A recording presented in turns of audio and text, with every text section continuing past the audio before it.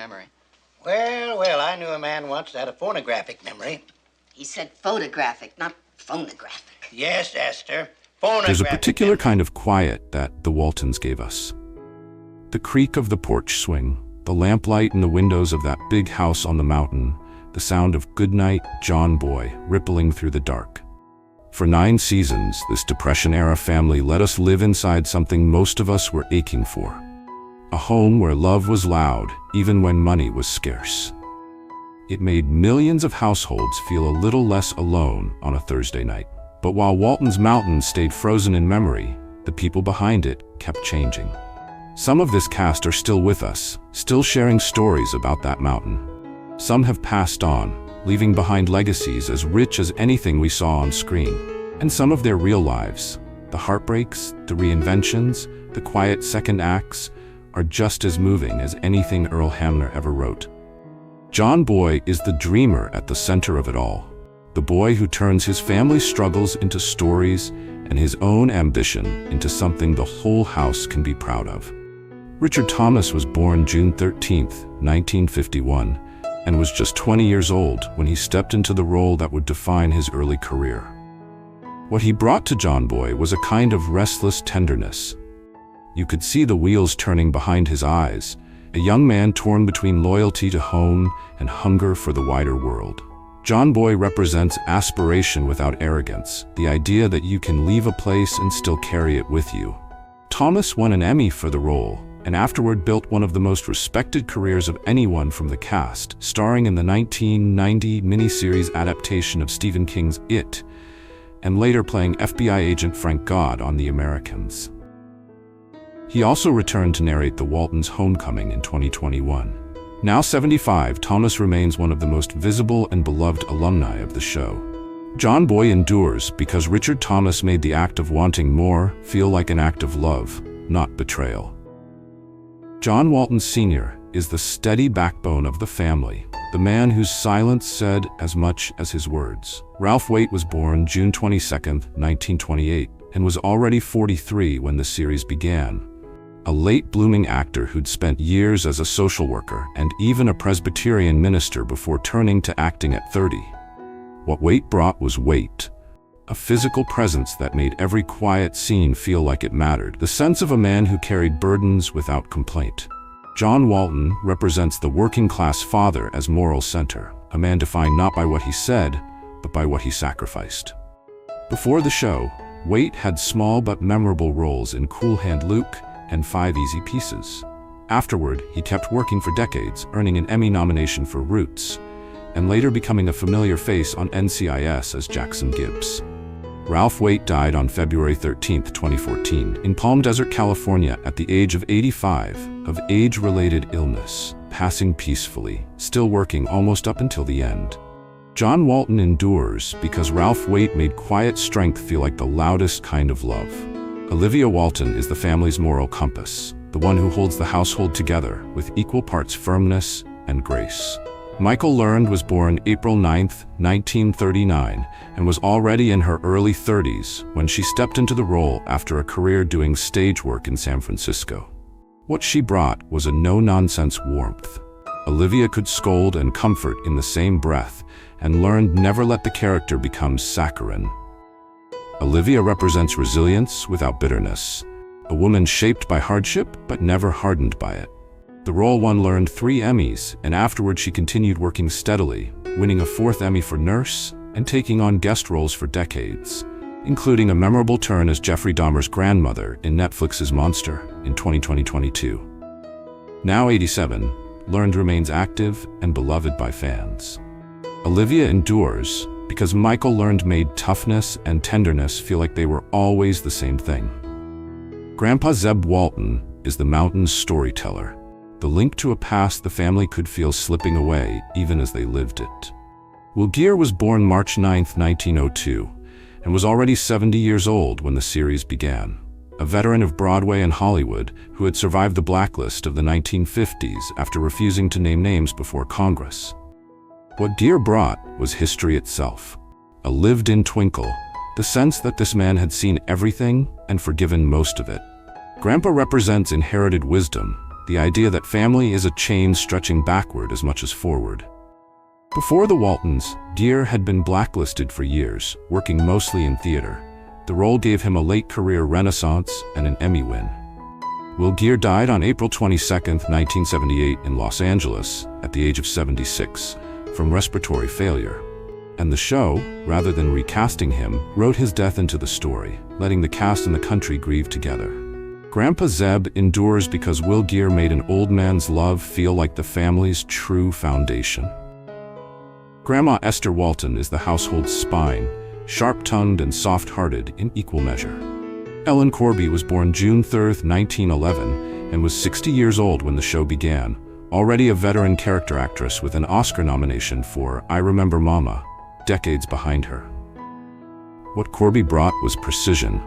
Every raised eyebrow and clipped retort landed exactly where it needed to.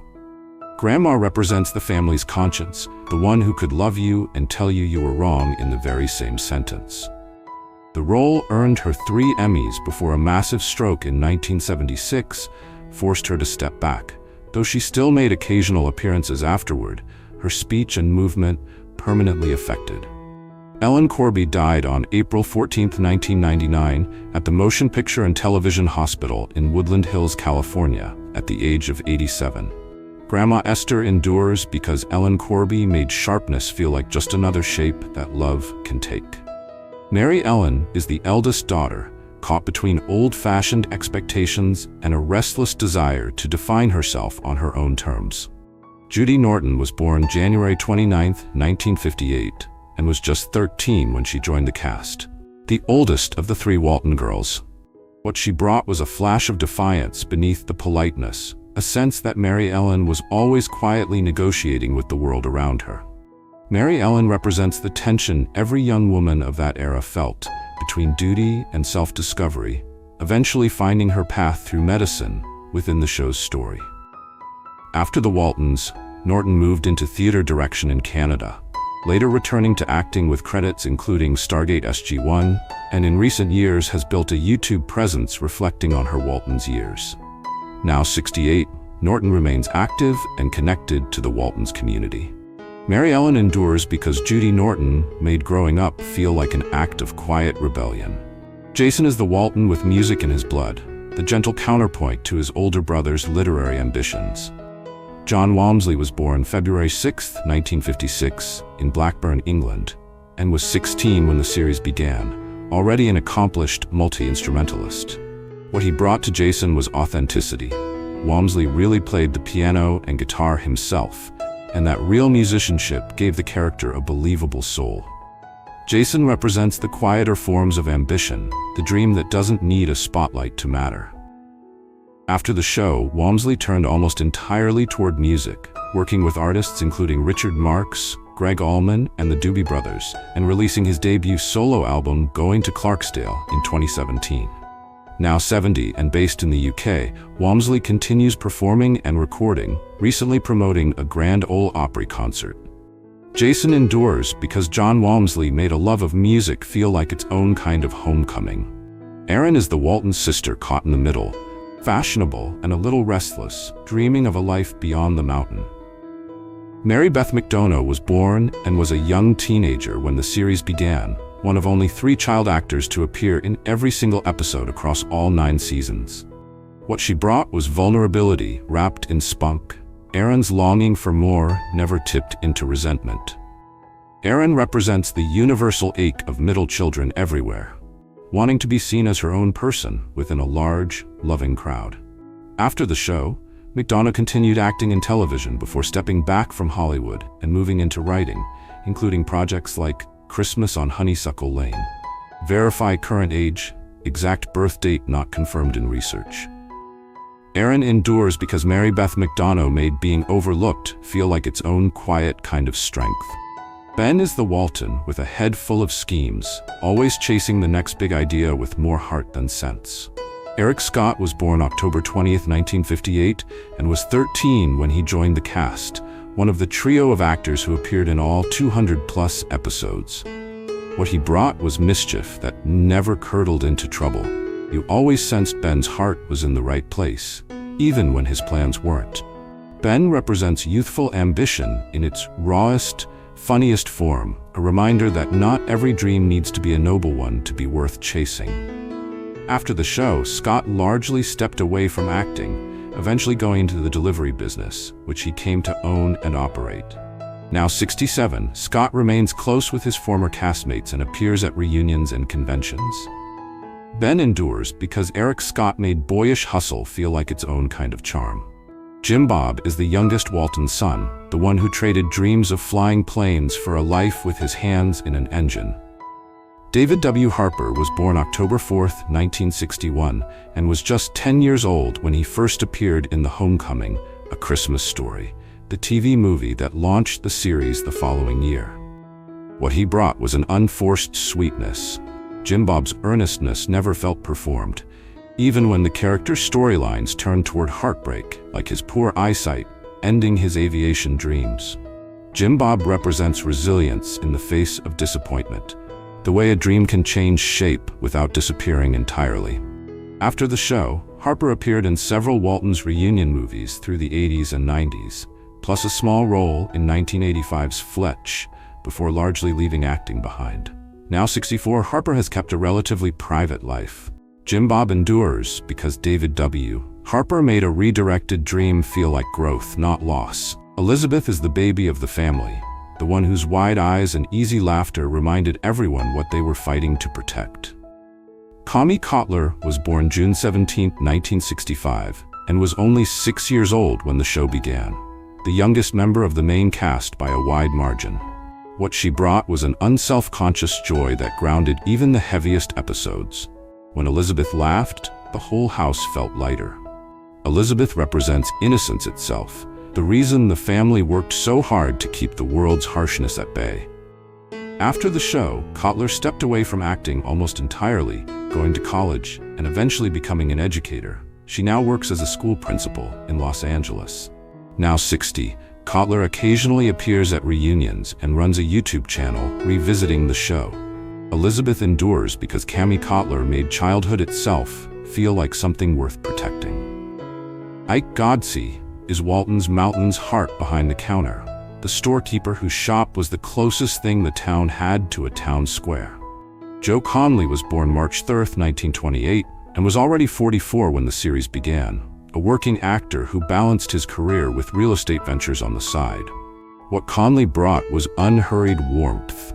Ike never rushed a customer or a conversation, and that patience made the general store feel like a second home for viewers. Ike represents community itself, the quiet glue that holds a small town together, one transaction and one kindness at a time. Conley appeared in reunion films for decades afterward, published a memoir titled Ike Godsey of Walton's Mountain in 2009, and even appeared briefly in 2000's Cast Away. Joe Conley died on July 7, 2013 in Newbury Park, California, at the age of 85 after living with dementia. Ike Godsey endures because Joe Conley made small-town decency feel like something you could lean on. Corabeth Godsey is the shop's other half, prim and proper on the surface, but hiding a softer heart underneath. Ronnie Claire Edwards was born February 9, 1933, and joined the cast in its 4th season at age 42, bringing a stage actress's precision to every line. What she brought was comic timing sharpened to a point. Corabeth's snobbery was funny because Edwards never played it as cruelty, only as a woman trying desperately to seem more refined than her circumstances allowed. Corabeth represents the gentle comedy of aspiration, the way small-town people sometimes dress up their dreams in airs and graces. Edwards appeared in over 100 episodes in several reunion films, later finding more roles on shows including Star Trek: The Next Generation and Designing Women. Ronnie Claire Edwards died on June 14, 2016 in Dallas, Texas, at the age of 83, from complications of chronic obstructive pulmonary disease, passing peacefully in her sleep. Corabeth endures because Ronnie Claire Edwards made pretension feel lovable instead of grating. Time changed every person who walked through that farmhouse door, just as surely as it changes all of us. Some of this cast kept shining for decades, building second and third careers far from Walton's Mountain. Some fought private battles, illness, loss, the slow toll of time, with the same quiet dignity their characters carried on screen. And some are now gone, leaving behind performances that still feel like coming home whenever we press play. Which Walton do you remember most, and which one broke your heart? Let us know in the comments, and if you love looking back at the shows that raised us, hit like, subscribe, and stay with Retro Rewind.